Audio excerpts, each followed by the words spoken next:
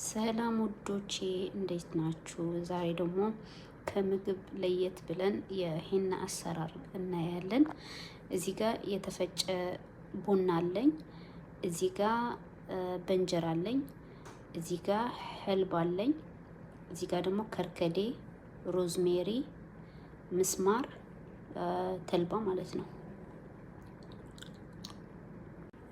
ከዛ በኋላ እዚህ ጋር ሁሉን አብረን እንደባለቀን ይፈላል። በደንብ አድርጎ ይንተከተካል። ተመልሼ መጥቻለሁ። እዚህ ጋር ደግሞ ሂና ነው። ይሄ ደግሞ ሰድር ነው። አብሮ እደባልቀውና እሰራዋለሁ። እሺ ተመልሼ መጥቻለሁ። አሁን ይሄንን ውሃ አጠለልኩት ማለት ነው።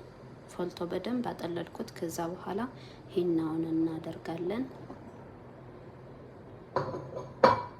ከዛ ደግሞ ስድሩን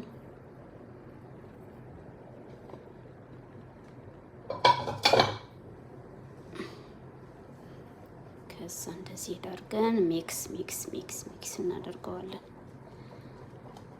ውሃ እንዳይወፍራችሁ ግን ቀንሳችሁ አስቀምጣችሁ እንትን ካለ በኋላ እየጨመራችሁ ማድረግ ነው። ይሄው እያማሳላችሁ እስከዚች እንደዚህ እስከሚሆን ድረስ ጠብ እያደረጋችሁ ውሃ የፈላ ውሃ ማለት ነው። እንደዚህ ትንሽዬ እሳት ቀንሳችሁ ትንሽዬ እንደዚህ መሆን አለበት ማለት ነው። እና ከዛ በኋላ የፈለጋችሁን ዘይት መጨመር ትችላላችሁ። እኔ ኮኮናት ነው የምወደው፣ ኮኮናት እጨምራለሁ። ከፈለጋችሁ ኮኮናት፣ ከፈለጋችሁ የወይራ ዘይት እንደዚህ እና እንደዚህ አድርጋችሁ ከጨረሳችሁ በኋላ አንድ ሌሊት ላይ ውጭ ማደር አለበት በደንብ አድርጎ እንዲቀዘቅዝ። ከዛ ፍሬዘር ከታችሁ በሳምንት ሁለቴ ወይም ደግሞ በሳምንት አንዴ እንደሚመቻችሁ መጠቀም ማለት ነው። ቀንሳችሁ በኪስ አድርጋችሁ ፍሬዘር ላይ ትከቱታላችሁ። እና ይሄንን ይመስላል። ከወደዳችሁ ላይክ ሞክሩት።